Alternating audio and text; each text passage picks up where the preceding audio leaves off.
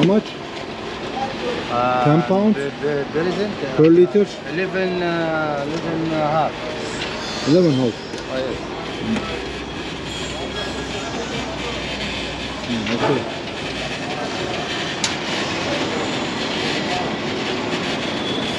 Litresi 11,5 pound.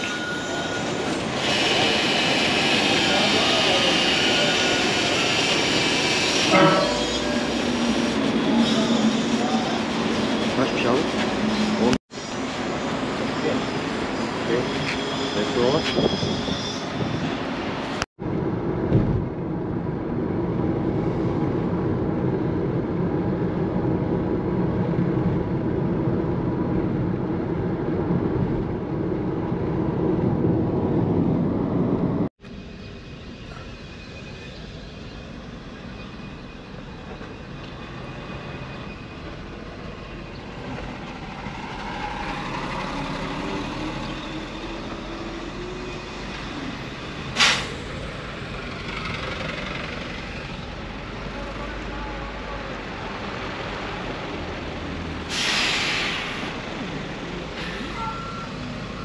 Güzel. 2 tane değil miydi?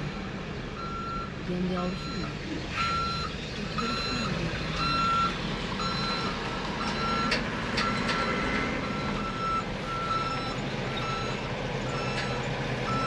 Bir dinlenme tesisinde durduk.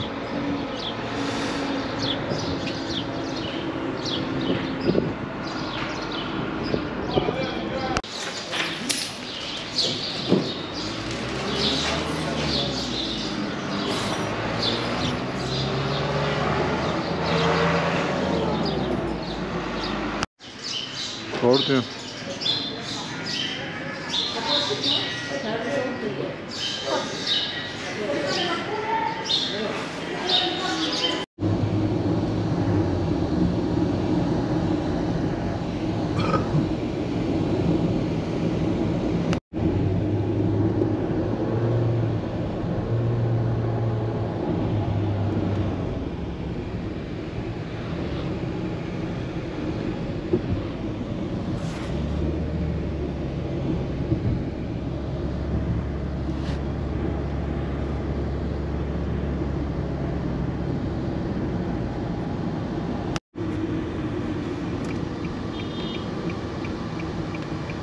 Biri sağda, biri solda. Çok güzel. Bak, sinyal yaptı, yola çıkıyor.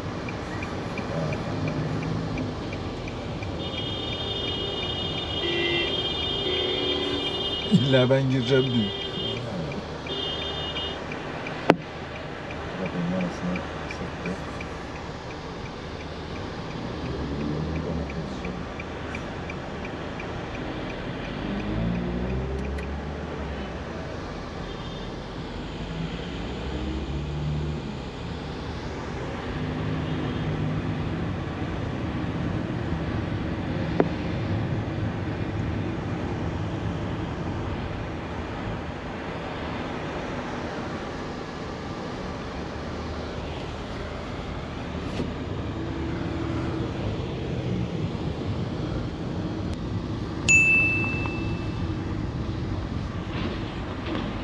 Oğlum nereye geliyorsun ya?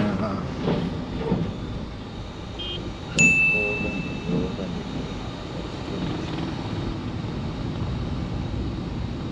Abi.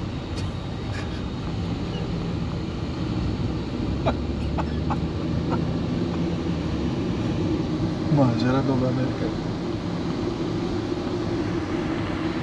Asıl macera burada.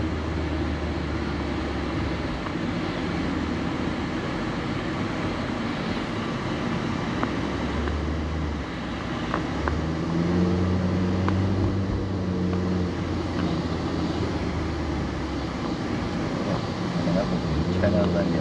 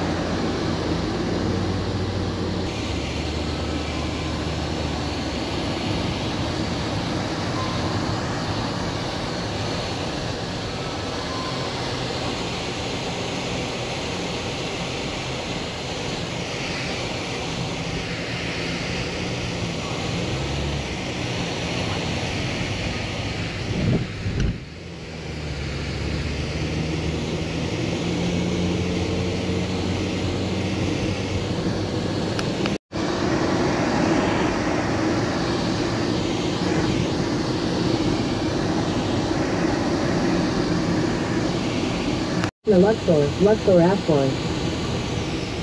Nereden tekrar sola dönüyor. Babayı Foto, foto. Foto. Foto. Selamünaleyküm. Foto. Hello. Hello, hello. herhalde. You're a student. Student. Where you going? House. Okay.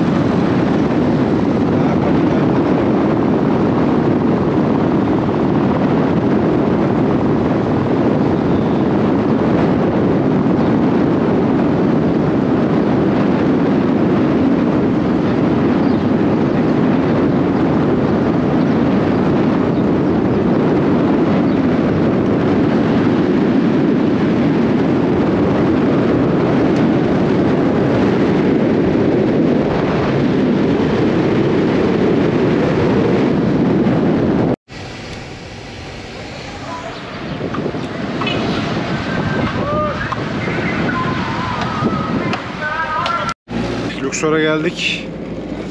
Şimdi otelimize check-in yapacağız.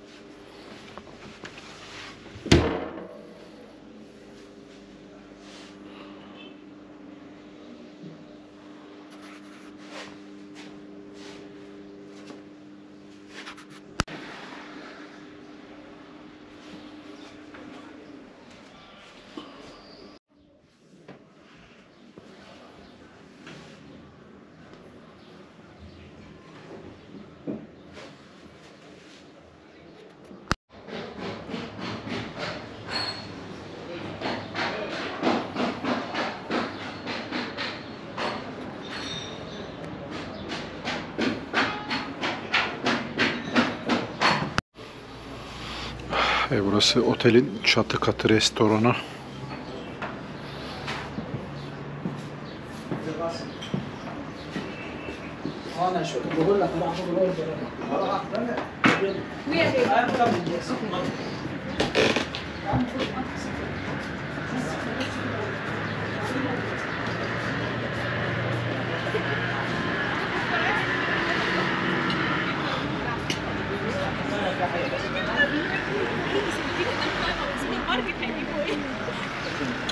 Karşıdan Luxor Temple görünüyor. Aynı zamanda Sphinx yolu da buradaki Luxor Temple'ını Karnak'la bağlıyor.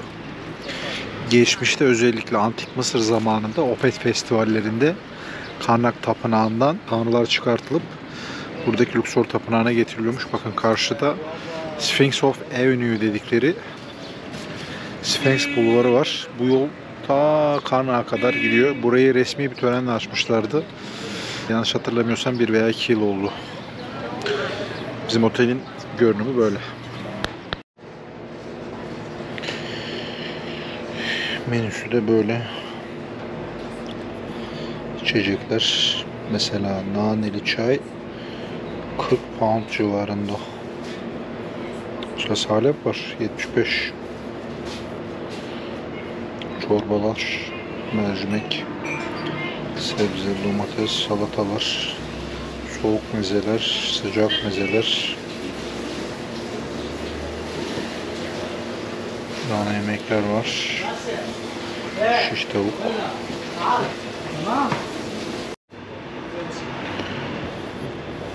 daha ana yemekler var, beef, pizza, deniz ürünleri, makarna, tatlı.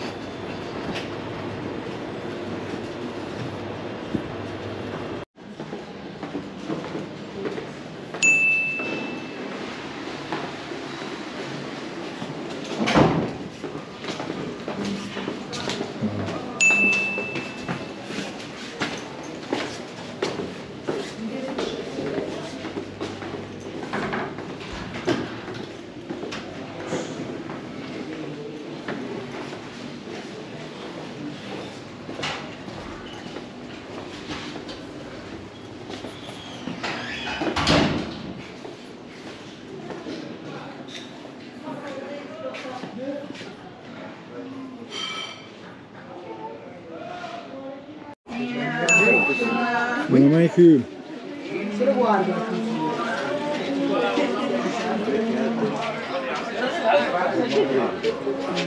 E monsieur, les cigarettes tabac au baixo.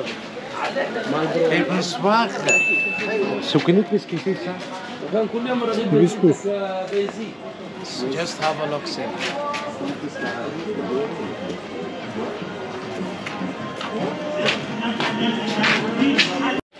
Otelimize check-in yaptık. Şimdi yemek için bir noktaya gidiyoruz.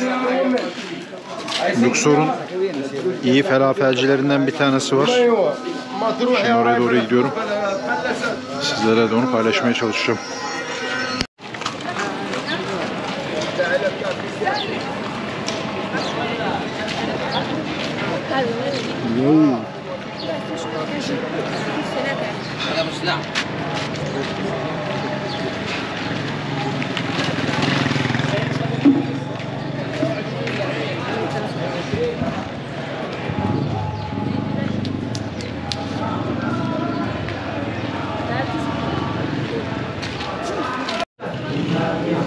Bu getirdiğim yer El Zaim Restoran. Luxor'daki iyi kuş haricilerden bir tanesi burası.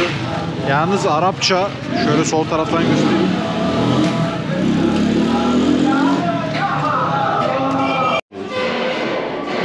Evet değerli dostlar, şu an Luxor'da yemek yemeye geldik. Yine bir lokal yemek tadacağız. Kuşari. Kuşari'nin daha önce ne olduğunu anlatmıştım ama gene kısaca söyleyeyim. Kuşari Mısır'da yerel halk tarafından yiyen çok popüler bir yemek. İçinde makarna, nohut, mercimek, işte domates sosu, böyle bir nohut, birçok böyle şeyin birlikte karıştırıldığı güzel, hoş bir yemek. Luxor'da da bu işi en iyi yapan yerlerden bir tanesi de Zaim. Girişte size gösterdim. Bakalım şimdi deneyeceğiz, gerçekten o kadar başarılı mı? Şaire'de Ebu Tarık var. Onunki gerçekten çok iyi. Benim şu ana kadar yediğim en iyi kuşari. Şaire'deki Ebu Tarık'ta, bu Zaime'de bir bakacağız şimdi. Ebu Tarık nerede acaba? Bak Nerede? şey varmış, chicken shawarma var. Thank you. Okay, this is small and top. Thank you.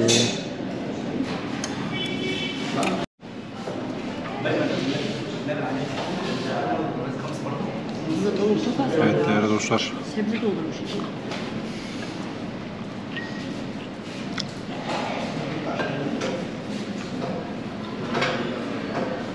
Kuşarisi başarılı. Buraya gelebilirsiniz.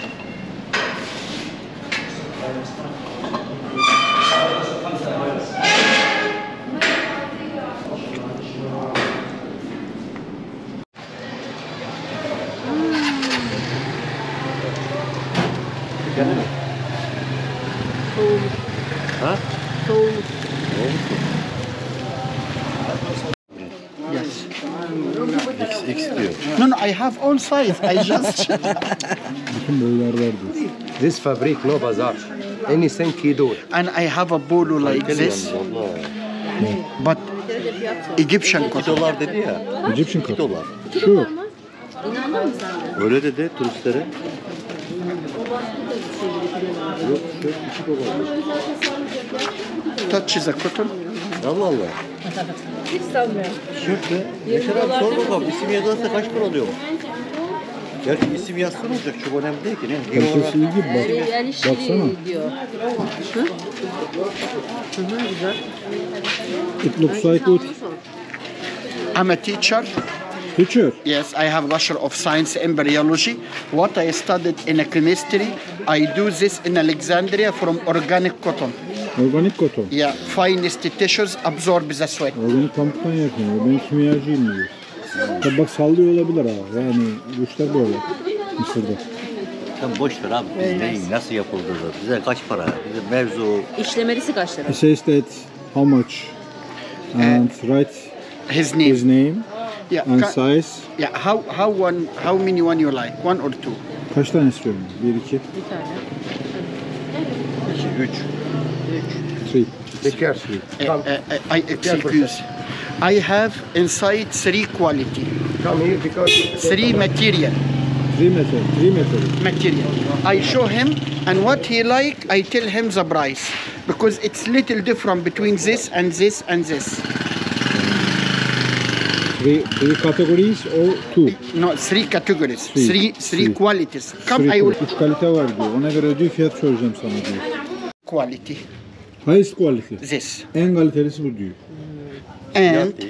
and look here how to finish. Siyah değil. Nasıl bittiğine bak diyor bak. Yani dikişten bahsediyor. İkişi diyor iyi diyor. Ne yapalım? This is medium cotton. Bu orta seviye It's pamuk. also cotton good, but no good finishing. Yani And dikişi no good finishing. Orta seviye. Tamam. Orta. Evet. Evet. Orta bence daha iyi. Hiçbir farkı yok. And this is the cheaper cotton Bu en ucuz olan pamuk. with polyester, with synthetic. Sentetik, polyester. Naylon yani. Orta. This one. Ne diyor? Okay. You have dollar or euro? Because that is good for you and for me because Yaşar I abi. change it better than you. Mısır'dayız de, ne doları de, pound de. You understand? Yes, I got If he pay in dollar or in euro, it cost him like a half price. Yani eğer dolar ve euro ile alırsan diyor yarı fiyatına mal oluyor diyor. Like Çünkü ben onu I diyor tell you, değiştiriyorum diyor. I tell you example. This is with the name in hieroglyphic Yes, and Arabic, yes. 600 pound. 600 pound. But if you give it me Heh. $10, Dolar işte. 10 dolar, I take it. 602 dolar mı 10 yapar? dolar diyor. 10 dolar. Ha, 10 dolar. 10 dolar. 3 tanesi. Yani tanesi Egyptian pound olursa 600 dolar versen o. 3 tanesi. Ha, hayır bir tanesi. Only one 10 dolar. For 10 with three things: cartouche Kartuş. and the name in hieroglyphic. Buraya kartuş bu Look, I will şeyin explain. lahitlerin üstünde filanlar kartuşlar oluyor. Is Böyle kartuşlar. cartouche small on a side or big in the middle, Yeah. and your name here in hieroglyphic, Adını buraya hieroglifik olarak yazacak. and here your name in Arabic or in English. Buraya ismini Arapça Or veya Turkish. İngilizce veya Türkçe nasıl istersen öyle yazacağım diyor. Ya Murat yazacak. What? Only one piece 10 dolar? Yes, One piece. for a good quality, For good quality. for the good ones. For medium one? This is İyi gene valla. this. Medium quality. No, you don't understand. 15 dolar alın. LC'den tişört alsa zaten. This and this, it's the same material. It's just different for the finish. Okay, I got But it. both is Egyptian cotton, 60 degrees washing, original. The material is same. Materyal aynı diyor. Ancak diyor dikişler farklı It just diyor. finishing, it's the different. I got it. Yes. He, çok önemli değil. Bizim kaç para vereceği önemli. And you choose the color of t-shirt and the color for embroidery. Some people, if you like in silver or in gold or with many color, but here in Egypt, many Turkish people, they love classic, Birçok Türk klasiği seviyor diyor. tone on tone for a man. Böyle renkli sevmiyormuş, böyle seviyormuş. Çoğu arkadaş renkli seviyor.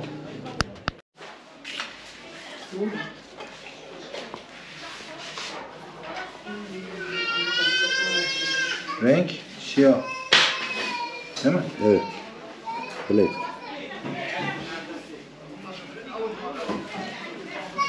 Size medium. Ne diyorsun? All is medium. Ne diyorsun? All this design I make it for myself.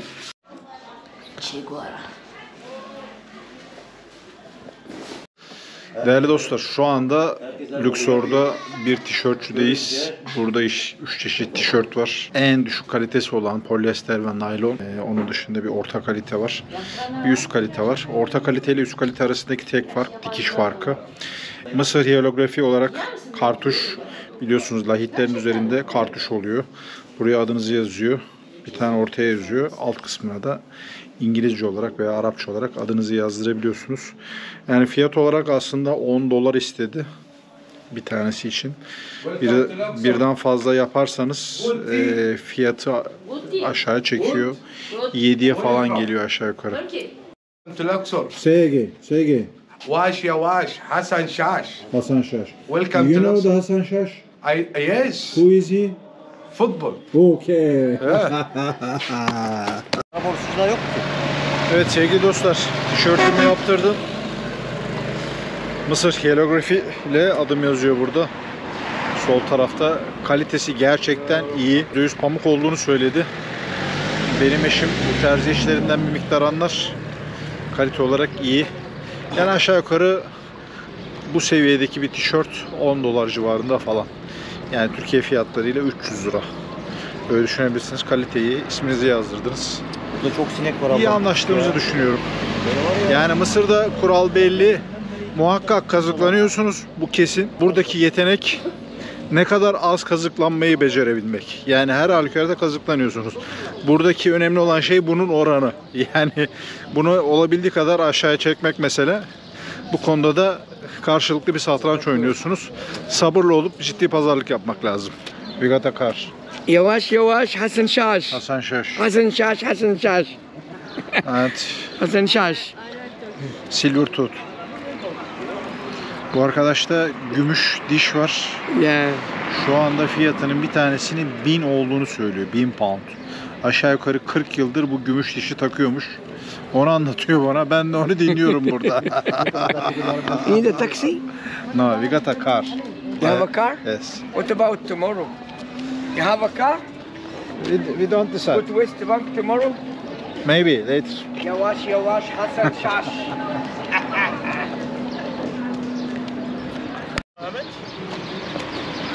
Yes. Welcome. Yes, my friend. Yes, you're welcome. How are you? Yes, how are you? One horse. Thank you. We take round trip, sir. Hayvan severiz de. Know how much? This guy horse owner. Yes. Horse owner. He has got two horse. Two horse. You have two horse. He says I am animal lover. No.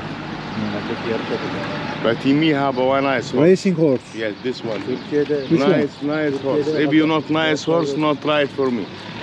Special Böyle horse. bakarsan de A special horse, Habib. Special horse. Yes. Arabic horse. Yes. Nice horses you can see. Ne oluyor? Hatta Arap atı diyor. Nice horse. mümkün değil. He says You impossible. can see it. Gel bak diyor. Gel ata bak You diyor. can see it. Gel gel yes, yes. Gel, have a look. Arabatı görmemiş o. He wanna show you something. Yes. Now live camera.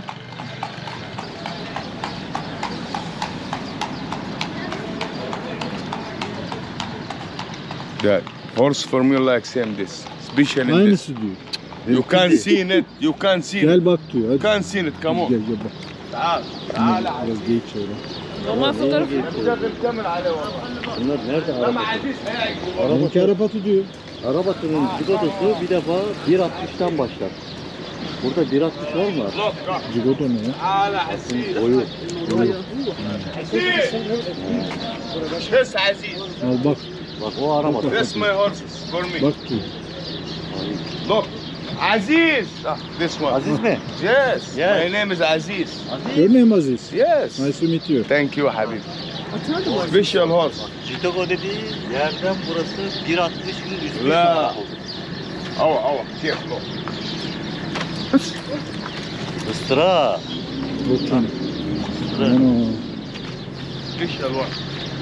Special one. Come to make right. Young, look. Very young. Genç o diyor. Genç. Young horse. No. Yes, young horse. Ah. You know, he's now my old 5 years old. 5 yaşındaymış. Arap değil ha. Yeah, nice one, huh? He says that it's not Arab. Not Arabic. This is Not Egyptian Arabic. horse, yes. Egyptian. But it's stronger. But you shouldn't. Egyptian, but strong horse, yes. Güçlüyse zaten Arap olmaz. Bak o And this arabatı. one, yeah. No, all this not Arabic horses. Not Arabic No Arabic here. Drive by car, not Arabic. Egyptian. Egyptian horse. But some driver have do nice man, I give you food. Too much. Too strong horses. Strong horse. Yes. This like same this. Some horses very dirty, have skin, have this. Yes. You want drive now horse? Binmek istiyor mu diyor. Habibi, you want take a horse? He is the boss. Abi gideceğimiz yer ne kadar? Oğlum merkeze doğru gidiyorsun. Habibi, Şu you know how Luxor much we Temple'a take doğru. now? Binecek bedava mı diyor? ما هو بيبص على Oğlum bunlar acayip geçiyor. ما بهمني. Bak ben sana söyleyeyim. Taytana bindirecek. Koş koş. Uzaklaş. Şükran my friend. Ne yapsaydı ya? Orada yapacağız. Şimdi olmaz Yaşar abi. Yani Atlar. yanında yap.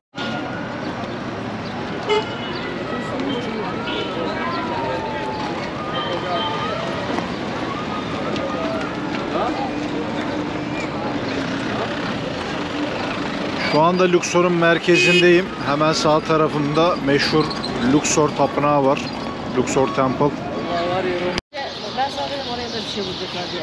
Ya böyle bir şey Bundan bulacaklar. kuracaklar. Bundan kuracaklar. Pazar kuracaklar. Festival gibi bir şey var herhalde. Organik. O arka taraftaki yer Ramazan çadırı. Yani Arapça anlayabildiğim kadar çok az bir şey. Sponsorları var. İçeride gıda, paketler vesaire falan Ramazan için hazırlık yapılıyor. İhtiyaç sahipleri için muhtemelen yardım toplanıyor. Değerli dostlar, bu gördüğünüz Luxor Temple. Bu Luxor Temple yeni dönem krallığı zamanında özellikle Amenhotep III ve Ramses II tarafından inşa ettiriliyor. Az önce de anlatmıştım, bu Luxor Temple'la Karnak Tapınağı birbirine aslında bağlı. Sphinx Avenue dedikleri yani Koçbaşlı Sphinx bulvarı var. Onunla beraber ikisiyle bağlantılı. Özellikle Opet festivalleri sırasında çok kullanılıyor. Opet festivali sırasında burada üçlü tanrı var. Amon, Mut ve Konsu. Amon Teb'in, Luxor'un ana tanrısı. Mut da eşi, Konsu da oğlu. Bunlar aslında bu Opet Festivali esnasında Karnak'tan bu Sphinx bulvarı üstünden 3 taneyi bir insan seli eşliğinde buraya getirip birleştiriyorlarmış. Amenhotep III ve Hatshepsut tarafından da yapılan ekstralar var burada. Yani mabet, buradaki tapınak genişletiliyor. Birçok şey var burada, işte özel daireler falan var. Tutankamon ve 2. Ramses, Büyük İskender ve birçok Romalı tarafından gene ekstra ilaveler yapılmaya devam ediliyor buraya. Daha sonra bunun çevresini bir askeri kaleyle inşa ediliyor. Araplar daha sonra buraya El Uksur diyorlar. El Uksur Arapçada kaleli yer anlamına geliyor. Aslında Luxor'un geldiği anlamda burası. Bu El Uksur daha sonra Luxor olarak biliniyor. Bakın dikkat ederseniz tapınağın içerisinde bir cami var. Buraya Ebu Hakkak Camisi diyorlar. 14. yüzyılda yerel bir şeyh adanmış burası. Bu tapınağın içerisine 14. yüzyılda bir cami yapılmış bir şeyh adına. O dönemde tabii bu tip tapınaklar çok fazla hoş karşılanan şeyler değil. Putperestliği temsil ettiği için. Şimdi bu Luxor Tapınağı'ndaki sütunlara bakarsanız bunlar aslında papirüs çiçeği var. Mısır'da çok meşhur. Papirüs biliyor herkes. Bu çiçeğin şeklini baz alarak dizayn edilmiş. Özellikle sütunlara bakarsanız bunu çok daha net anlayacaksınız. Bu tapınağın girişinde 2. Ramses'e ait heykeller var. Aynı zamanda da obelisk var. Obeliskler Ramses II'nin obeliskleri. Bunlar Ramses II'ye ait. Şimdi obelisk anlam olarak çok fazla anlamı var bildiğim kadarıyla. Bunlar üzerinde birçok semboller var. İşte yeryüzü, alem, gökler arasındaki falan ilişkiyi, bağlantıyı simgeliyor. Mısır mitolojisinde Atum denilen bir tanrı var. İşte bu dünyayı yaratırken bu tümseyi falan temsil ediyor. Oyma birçok hieroglifik yazıtlarla dolu. Aynı zamanda içeride işte Firavun'un yaptığı başarılar, Bunun ilahi bağlantıları vesaire falan epey detaylı bir yer burası. Geldiğinizde Luxor Tapınağı'nı atlamamaya çalışın. Dediğim gibi Luxor Tapınağı ile Karnak Tapınağı birbiriyle ilişkili yerler.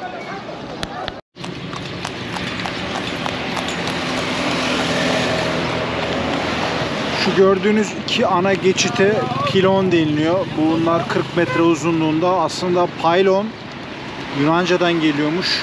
Bu Mısır tapınaklarında anıtsal geçitlere pylon deniliyor. İki tane devasa kulesi var gördüğünüz gibi. Bunun duvarlarında rölyefler var. Bunlardaki simetri falan da hakikaten dönemi için falan muhteşem. Bu rölyeflerde Firavun Ptolemai'nin 12 olması lazım yanlış hatırlamıyorsam, düşmanlarını yendiği bir rölyef var. Aslında Mısır'daki tapınaklarda rölyeflerde gördüğünüz şeylerin çoğu Firavunların gücünü temsil etmek için kullanılan birçok nesne var. Yaptığı savaşlar, başarılar, işte dinsel bir takım ritüeller, mesela tanrılara yaptıkları adaklar, sunaklar, tanrılarla beraber görünmesi vesaire, tamamen gücün birer simgesi bunlar aslında.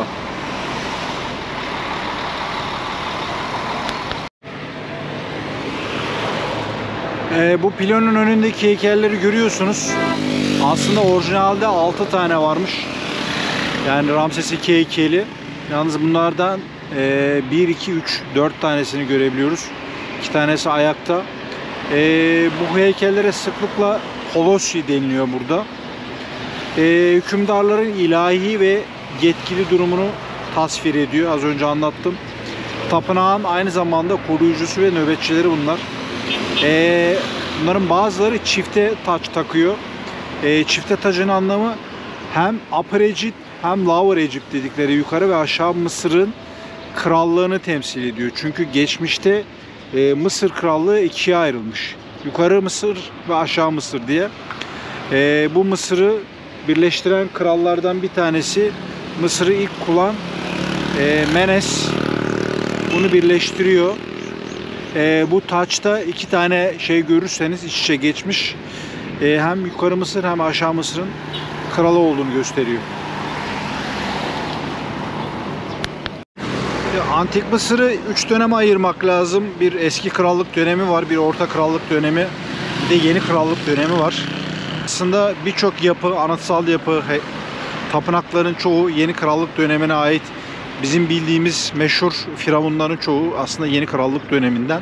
Mesela ilk piramidi yapan kral Firavun Djoser, Sakkara'da ilk piramitler yapılıyor. Aslında piramitlerin yapımı da ilginç bir konu. Onu Kahire'ye gittiğim zaman mümkün olursa anlatmaya çalışacağım. Bu 3 dönem arasında devam ediyor.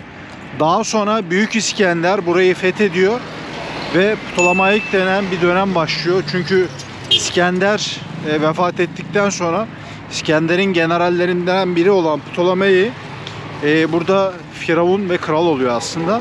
Ve Ptolemaik denilen bir dönem başlıyor. Bu Ptolemaik döneminde Mısır'ın dinsel varlıkları aslında bir anlamda korunuyor. Kendileri de onlar aslında bir firavun gibi davranıyorlar. Antik Mısır'ı bu 4 dönem olarak değerlendirebiliriz. Luxor'da bir Mummification Museum var. Mumyalama müzesi.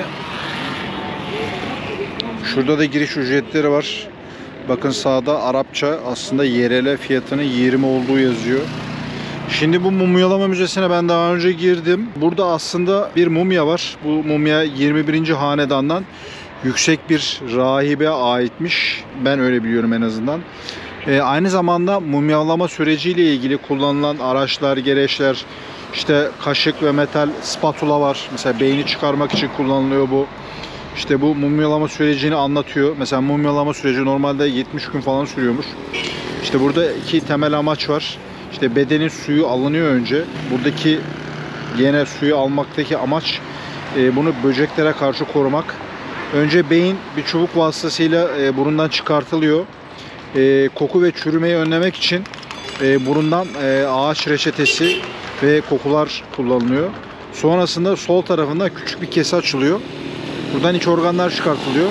Kalp bırakılıyor çünkü antik Mısırlılara göre kalp insan olmanın merkezi. Yani bilgeliğin, her şeyin merkezi.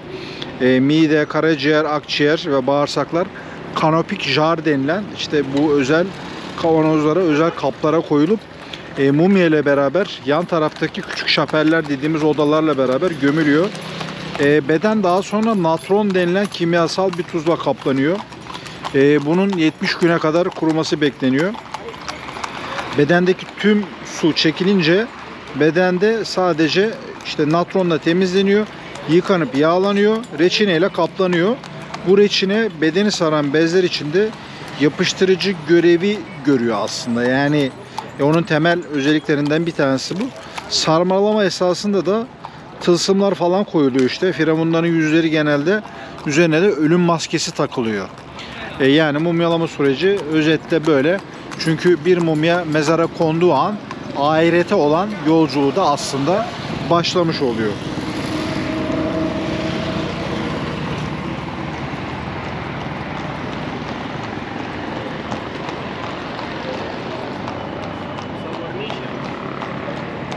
Selamünaleyküm.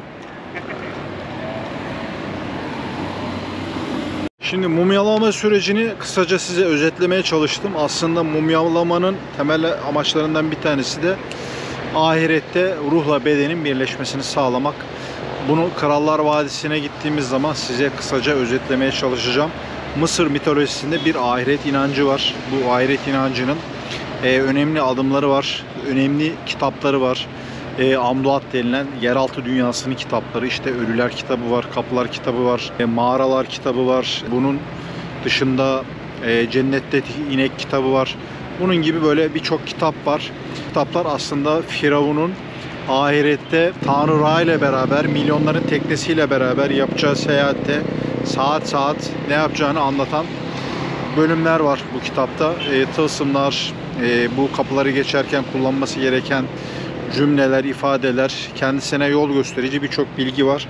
Yani mumyalama dediğim gibi ölü bedenin ahirette ruhuyla beraber eğer maatın alanındaki yargılamadan başarılı bir şekilde geçerse öteki kıyı dediğimiz cennetteki alana geçmesini sağlıyor. Bu bizim anladığımız anlamda da aslında bir anlamda cennet oluyor. Kurtuluşa eriyor.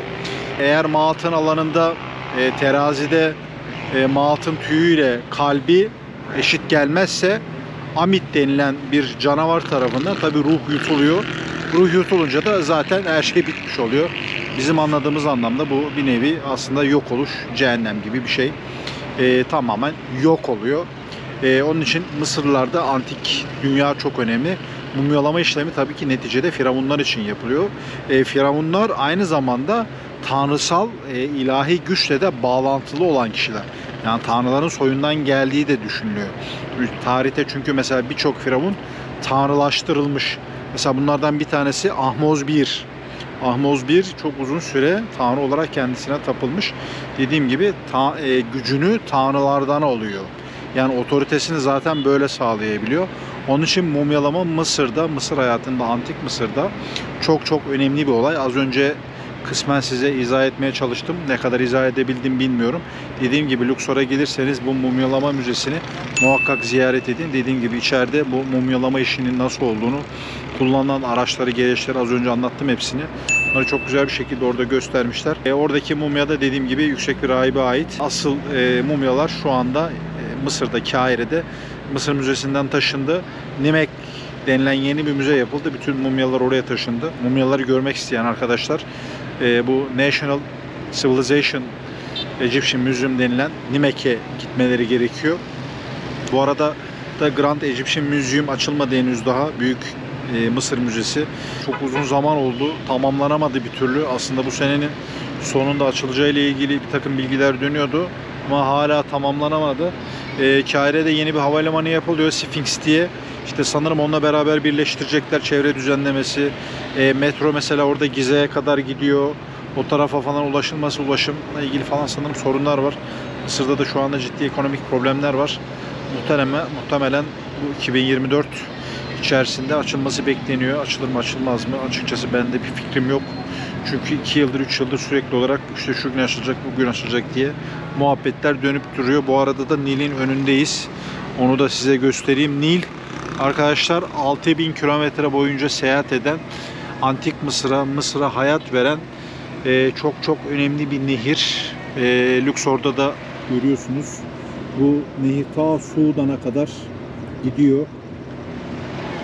Bu nehir ta Sudan'a kadar gidiyor. Aşağı yukarı 5-6 bin kilometre kadar bir yol kat ediyor. Gene gördüğünüz gibi bakın. Burada kruz gemileri var. Luxor'dan kruz gemilerine biniyorsunuz. 3 günlük, 4 günlük bunun programları oluyor. Gecelik rakamlar değişken. Bunu daha önceki videoda söylemiştim. 100, 140, 180 dolar. İşte gideceğiniz kruz gemisine göre değişiyor. Şimdi bu Luxor'dan buna biniyorsunuz. Bunun normalde 4 tane noktası var. İşte Edfu, Esna, Komombo ve Aswan. Aswan'a kadar size götürüyor. Bunların her birinde duruyorsunuz. İşte Edfu'da duruyorsunuz, tapınağa gidiyorsunuz, Esna'da duruyorsunuz, tapınağa gidiyorsunuz, Komombo duruyorsunuz, Komombo tapınağına gidiyorsunuz. Daha sonra Aswan'a ulaşıyor. Aswan'dan sonra transferle sizi Ebu Simbel'e götürüyorlar.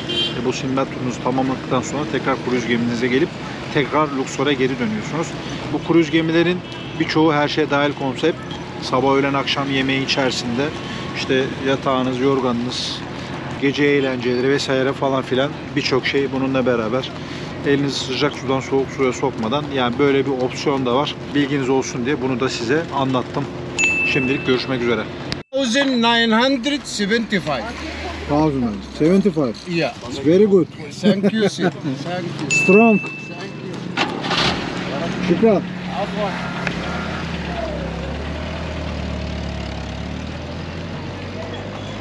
Luxor'la ilgili de çok kısa bilgiler vereyim. Buranın nüfusu 134 binmiş. Burası küçük bir kasaba aslında. Burası Antik Mısır'da Behtet deniliyor. İnsanlar buraya Horus Tapınağı'nı görmeye geliyorlar. En iyi görülmüş tapınaklardan bir tanesi burada. Buranın genelde geçim kaynağı tarım, şeker, çömlek vesaire falan.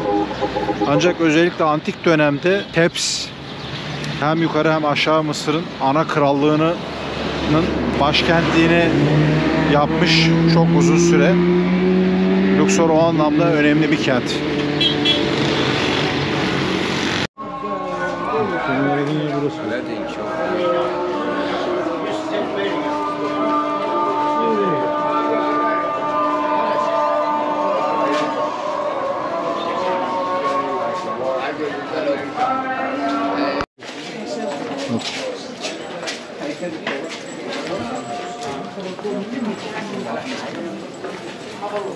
Şuna bak, çok güzel.